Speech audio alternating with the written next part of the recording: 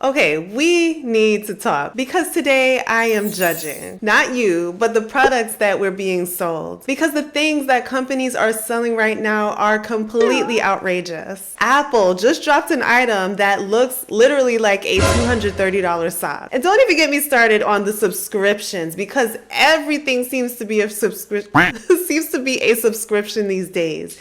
Your apps, your fridge filters, your toothbrush refills, and even your trash bags. And somehow people are still buying all of this. So today we're going to be spending 30 minutes secretly judging these most ridiculous purchases. The overpriced tech, the useless luxury, and the why does this cost so much items that somehow they still manage to sell out. And underneath all of the jokes, there is a real conversation here. Why are companies pushing out these products during a spending crisis? And why do we as a society feel so quick to buy into the hype, the FOMO, and all of the emotional spending? And why are we paying premium prices for things that literally used to cost us $20? So I want to talk about it today. And trust me, I'm telling you, the stuff that you're about to see, you literally cannot make this up. And to add a fun gamify element at the end of every segment,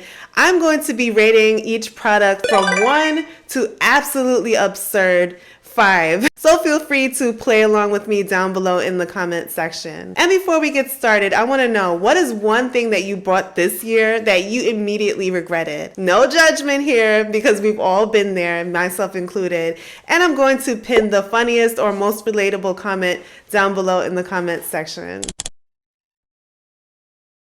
Okay, so let's start with the moment that the internet literally lost its ever-loving mind. Just recently, Apple released a $230 cloth pouch that literally looks like a sock for your technology products. And the comments here are brutal.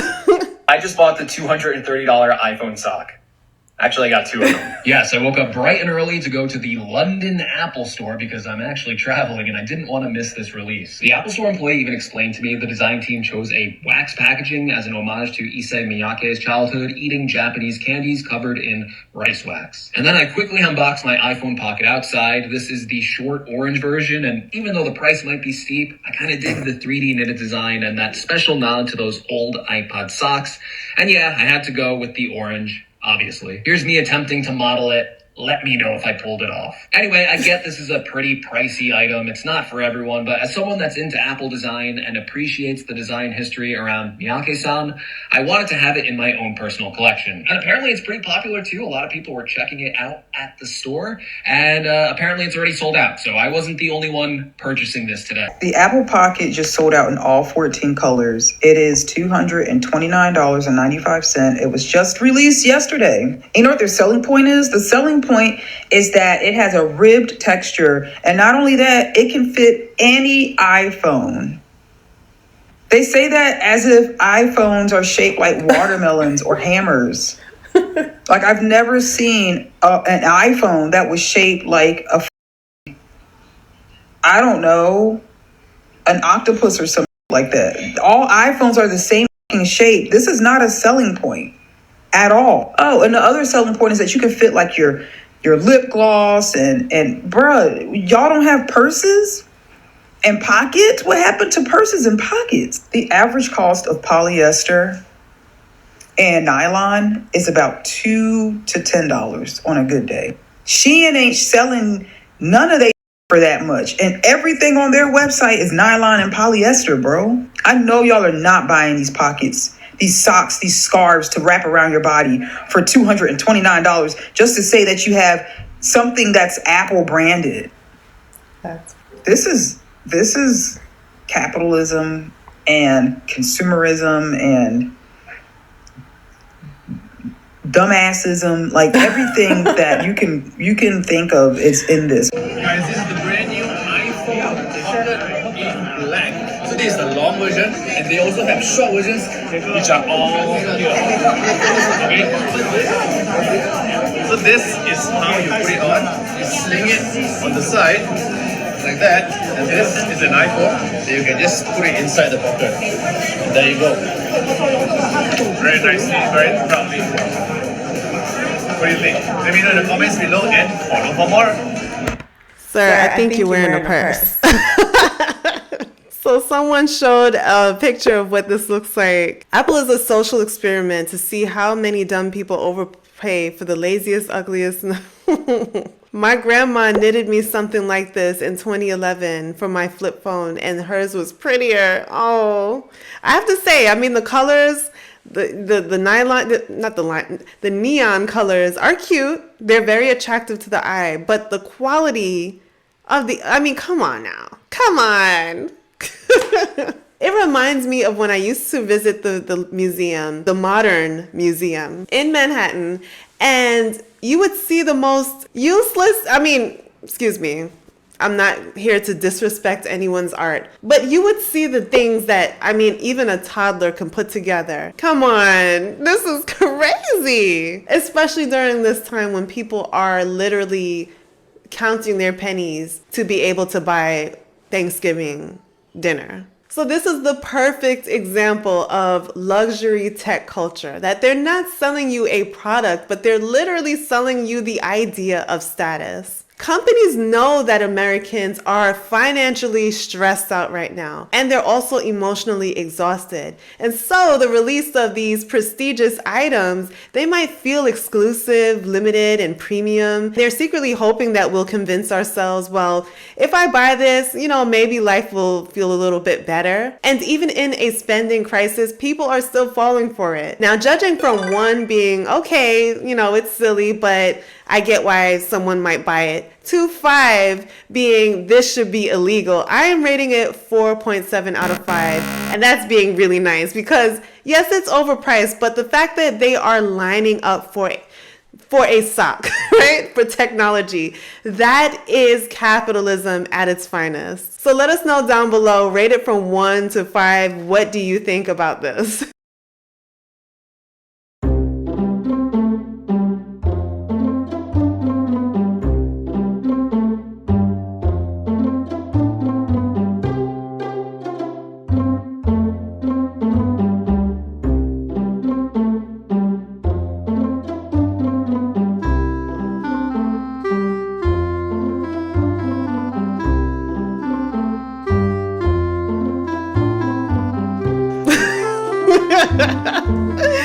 I am on the floor looking at this first comment. He made it first. Literally looks like the same thing. Okay, now buckle up because this is where things get really wild. So companies are not just selling products anymore. They are selling monthly payments for problems that we did not have and quietly convincing us that we actually do. Let's talk about the subscription that literally broke my brain. Your car has a subscription now. Well, not literally, but the cute little harmless kind like the Sirius XM radio, that's not what we're talking about here. I'm talking about Lexus, a luxury car that is literally charging people monthly with the brand new 2026 releases in order to keep using certain features that are already built into the vehicle. I'm sorry, what? Do you think that the new 2026 Lexus and Toyotas are going to be a la carte? They're going to have a subscription. They're going to make you pay to use the keyless start, on your phone. And then they're going to make you pay to use Apple Maps, Spotify, play your music on Apple CarPlay. What happened to just buying the vehicle? I'm already paying for Spotify Premium. Now you're going to make me pay to play it in my car? Go fuck yourself. Pay to use the keyless start remote on your phone. What the? I'll opt out. I think BMW tried that a few years ago and it tanked their stocks, but don't quote me on that one. So here's how it works. You buy a $50,000, $60,000, maybe even $70,000 Lexus, and you get a free trial of the smart features. And so this can include things like the remote start, the remote lock and unlock, the cloud navigation system, the voice assistant, the digital key, the emergency services, the streaming, all the fancy integrated tech. But after the trial ends, your car basically says, well, would you like to continue using the features that came with me? Please insert $25 per month. So basically, your car wants a monthly allowance. And so what happens if you don't subscribe? So depending on your model, things like the remote remote start, the remote lock and unlock, the navigation, the voice commands, the digital key, the safety features, the cloud updates. All of those things you could lose if you don't subscribe. So basically, your luxury Lexus becomes a regular car with commitment issues. And so the costs include the $15 per month for basic, $25 for premium, $180 to $300 per year, and $900 to $1,500 over the course of 5 years. And on top of that, you're paying the car note, the insurance, the gas, the tires, the tags, the registration, the maintenance. Americans are canceling Netflix. They're canceling the holidays, which we'll talk about very soon. They're canceling Target runs, but now even the car wants a subscription. Make it make sense here. So why are companies doing this? So car companies figured out something that Wall Street loves, that selling the car one time equals just a one-time profit, but charging for features monthly equals endless profit. This is a model that's called recurrent revenue monetization, which also means make everything cost money forever. And it's not just Lexus. Like he said, BMW tested the heating seat subscriptions, and GM tested out the car subscriptions as well. Tesla locked certain battery features behind the paywalls, and even Ford explored out different software feature tiers. And so why is this? It's because when a company says, well, we made $2 billion from subscriptions this year, their stocks jump up. But if they said, well, we made the same amount from just selling actual cars, their stock price drops. It's all financial engineering disguised as innovation. And the darkest part here is that car companies can now disable features remotely. And so this means that your heating seats can go out anytime. Your navigation, your remote start can all be shut off the second that your free trial ends. And so we're basically entering a world where you don't fully own what you bought. You're basically leasing the features that are inside it. Forever. So rating from 1 to absolutely lost it 5, I'm giving it a 4.9 out of 5. It lost 0.1 points because there are just a few features that are actually helpful, but charging people monthly for features that are already installed in the car, that is premium absurdity. So here's a question for you, and be honest here, all right? Would you pay a monthly fee to keep your car features? Or would you tell your Lexus, you know what, girl, you're just gonna have to be a little dumb and disconnected right now because I don't have the money for it. Okay, so next up on America's list of why does this even exist, purchases is a $517.89 Bird Buddy Holiday Bundle. Yes, that is $500 for a bird reader with AI capacities. But here's the kicker, that most people think that they're just buying, a cute little bird feeder with a camera, but this bundle actually includes their family premium membership, which is a subscription, and it's normally priced at about $98.99 per year, discounted at $69.99 for the holidays. So you're not just buying a bird feeder anymore, you're buying an ecosystem. You don't even get the birds, you just get notifications about the birds. And if you want the full AI experience, the 2K video, the advanced species recognition, the guest live streams, you will have to keep paying that membership every single year. So this is exactly what I mean by the premiumization, that companies,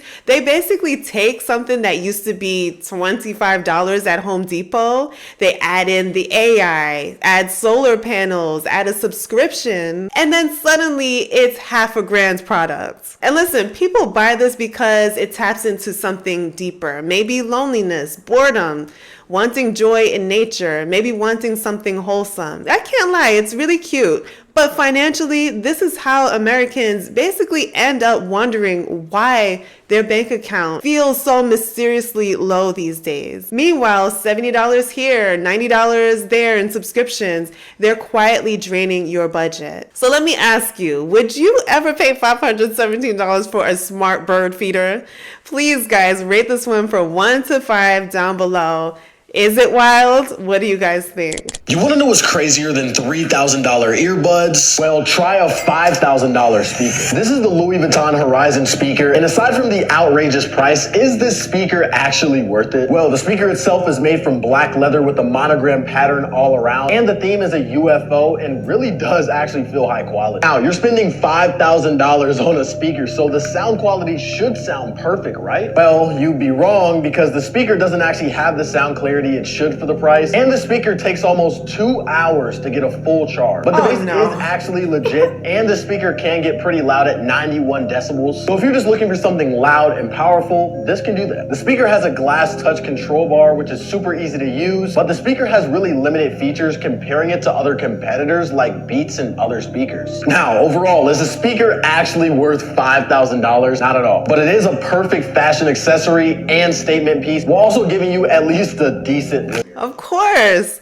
Listen, for $5,000, that speaker better light up the whole entire neighborhood. Like for the block parties that people have during the summertime, that needs to be the speaker that you use, and it better light up the whole neighborhood. Like, for what other reason would you spend $5,000 on that thing right there? Like he said, it's a fashion statement. It's something that you wear. It's like a little accessory, a handbag. I would wear it as a handbag, right? But to use it as a speaker and it barely performs is insanity. Someone said $10 speaker, $49.90 brand. That's crazy. I could buy 33 of the new Beats pills for that price, right? I have a Beats too, and it works so well. I mean, so Louis Vuitton released a $5,000 speaker shaped like something from a Marvel movie. And what are buyers saying online? Oh, it makes me feel successful. It's a great investment. It's art. And that's literally identity marketing, where luxury brands sell you emotional validation disguised as products. And yet, most Americans right now, they can't even afford a $600 car repair. And so the LV speaker, I would say that this is a 4.6 out of 5. And honestly, that's being really generous, because at this point, luxury brands are not selling products to us anymore. They're literally selling delusion with a leather trim. And while we're talking about Louis Vuitton purchases, you gotta listen to this one here, because this one truly blew me away. A $42,000 lounge chair. Yes, ma'am, you heard that right. Made by Louis Vuitton, designed by Marcel Wanders. It's got the carbon fiber, the calfskin, the limited edition of only 30 pieces. So it might be furniture, but it's also a status statement, just like the last piece. Guess what this is on the Louis Vuitton website? If you didn't guess a $41,000 lounge chair held together by belts, then you were wrong. This is the description. Soft, rich leather and microfiber fit together to form what looks like a travel bag. Why are we transporting this $41,000 chair? When unfolded, held together by, it's assembly required. So you are you bringing this to a party? People say like everyone else brings camp chairs and you bring this, and then you unfold it and put it together with, that's embarrassing. I'd be so embarrassed if I had to belt my chair together. This is not the only belt chair on the Louis Vuitton website. This one is almost $33,000, and these are all belts for some ungodly reason. This is the first one I saw. This is the Bolo. It's $102,000, which at first my brain couldn't even conceptualize what I was looking at, but this is also a chair. So I found this picture and I was like, this is actually very cool. This is a very sculptural chair. But then I saw this picture, which kind of looks floppy jalopy, and then it kind of turned me off the whole thing. I'm honestly not convinced that the ultra wealthy even use their furniture, because so much of it looks horrendous to sit in. This is a cocoon chair, which is $96,000, and it's very cool, but it would have to be at least $95,000 less. I do very much like this purple one, and they really got me on the $125,000 fur one, because this one I like. Could I fit my almost 6 foot long body in this? Probably not, but I would try. I like to imagine myself going to a fabulously wealthy person's house and sitting in this almost $27,000 chair and just immediately leaning back too far and just yeeting myself off the back of it, because how would you use this? This almost $67,000 chair has like waiting room taut leather, which that's never comfortable. Also, what is happening? This $41,500 swing chair, which is cute, but I feel like I could buy this at World Market, you know? This almost $21,000 chair looks like it's made for you to receive a medical procedure in your rear. And is this a dining chair? How many of these do you need? Surely this is not a lounge chair. Can you imagine expecting your guest to sit on what looks like a dog medical collar on like a tripod? This one made me laugh. It's a almost $49,000 leather hammock. And I love that they are displaying it in a way that's like, they tried to make the hammock sexy, obviously, but it's like, this is not what it would look like in use. But this is like less of a sexy way to be a hammock, I guess. This one is almost $48,000, and I feel so confident that I could make this out of pool floats, but there's absolutely no way that this is a comfortable chair. I do want to give them credit because this octopus bag charm is adorable, but it is $740 individual dollars, which is absolutely bananas. I did see these. It's an $8,700 binoculars, and I was like, that's actually like a very cool, if you're a rich person, that's a cool gift, I guess. And this is why this matters so much, that when a company that is basically known for handbags, they drop a chair that costs more than some houses, there's something going on here. And so this is not about comfort or utility anymore. It's about, well, look what I could afford. Look what I can sit on. Look how elite I am. And companies are turning everyday objects into luxury flexes. Chairs, cups, socks, bird feeders. If you can sit in it, you can wear it or scroll past it, they're going to put a price tag on it. So let's put this into context. $42,000 is basically 14 months rent in many US cities. $42,000 is basically the average person's total car loan debt. And yet people will buy it just for the aesthetic. So this is lifestyle inflation on steroids. And yes, it's a luxury item. So you might say, well, if you can afford it, then why not? Just go ahead and buy it. But when you see a lounge chair in the same catalog as headphones, bags, or daily objects, you have to ask yourself, okay, what is the message here? Do we buy the utility or do we buy identity? Because the price here is clearly selling identity. Now I want to know your take on this one here. If you had $42,000 to spend, would you sit in that chair or would you invest the money instead? Is this luxury genius or is it financial madness? Here's the real problem behind all of this. Americans, they are cutting back on the groceries. They're canceling out the holidays, which again, we're going to talk about very soon. They're skipping out on their rent payments, but subscription companies are making record profits. Somebody please explain this to me. I pay a monthly subscription to things like Amazon, Netflix, Disney Plus, so on and so forth. What absolutely aggravates me is how I pay a monthly subscription and there's movies that are on there, but when I click on certain movies, I have to pay extra money to watch it. Dude, the movie was available like a couple of weeks ago, but then all of a sudden, now not only do I pay a monthly subscription, but now I've got to pay an extra $4 or $5 for that particular movie on that platform. My absolute favorite is the holiday seasons. The movies are available all year long, but if you want to watch a Halloween movie, not come October. You better pay up that extra $4 or $5. Christmas movie? Nah, you ain't watching that come December for free. You got to pay extra to watch that. I mean, am I the only one here? Like, shouldn't it be if I pay a subscription, those should just be included with it? Somebody make this make sense. In 2023, Americans spent an average of $220 a month on subscriptions on average. But now in 2025, it's estimated to hit $350 to $400 per month. Please let that sink in. That is a car payment. That's someone's groceries. That's someone's electricity bill. And companies know this, which is why they keep reinventing these ordinary things like the candles, the bird feeders, the mirrors, all of this stuff into something that seems more premium just to justify these monthly charges. So next on the crazy list here is the Claude Note Pro, and it's basically an AI note-taking device that is designed to capture your life. So it records, it transcribes, it summarizes. But here's the kicker. You're basically paying a subscription for your own thoughts. So we have officially reached the point where companies are basically selling us the ability to remember things. Not for storage, not hardware, but the act of remembering. And this is basically textbook subscription inflation, that a company takes a tool that you already have, your phone, right? It adds a sleek design, it locks the useful features behind a paywall, and then they sell it to you. So a device that basically costs $250 to $300 plus then charges you every month to access AI transcription. That basically means that your meeting notes, your lecture notes, your grocery list that you saved, your partner's voice memos, they are all behind a paywall. So this is what is called a habit lock-in, that if a product becomes your part, your daily life, your workflow, your everything, companies know this and they're going to keep you paying even when the subscription price creeps up over time. And so basically at this rate in 2023, we're going to need a subscription just to blink.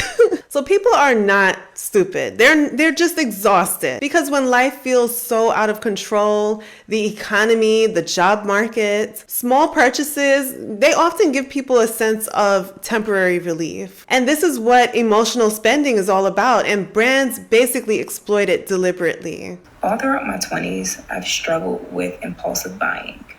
This is coming from a girl who literally woke up one day and decided to purchase or lease a Benz, okay? And I didn't even think I was gonna go buy a car that day. What? What is this?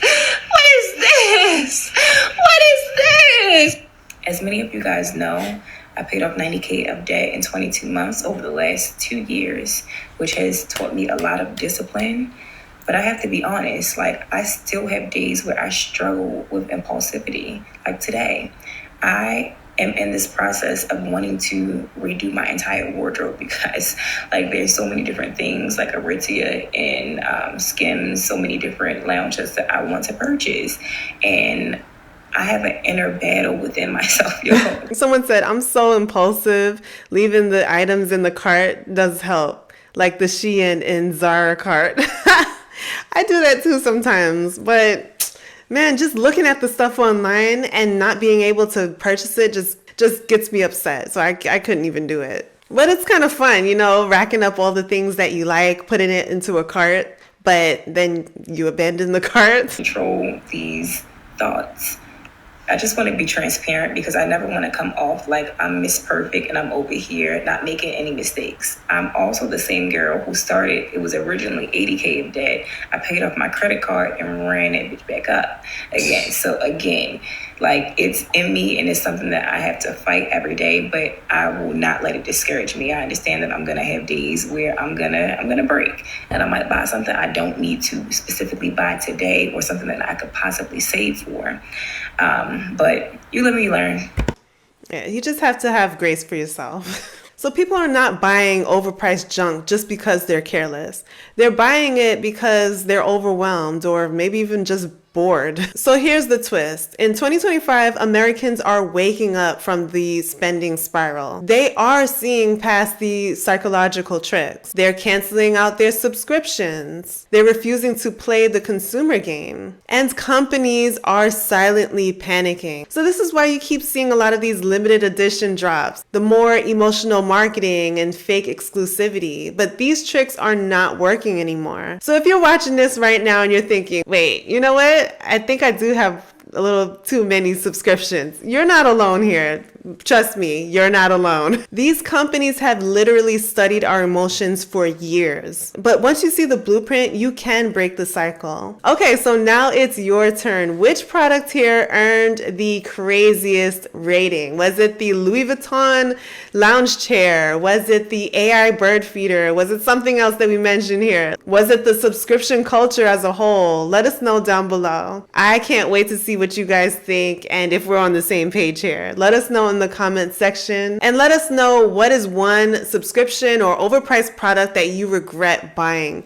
Your answer might help somebody, who knows? And if you missed last week's video about the Starbucks Bear Cup chaos and what it revealed about emotional spending, which we talked about here, I will link it here in the video and down below. We're not just talking about the products, but we're also talking about America's financial reality and how to take your power back in this crazy economy. So let's chat it up down below in the comment section. Subscribe for the next part of this chaos, and we will see each other in the next video.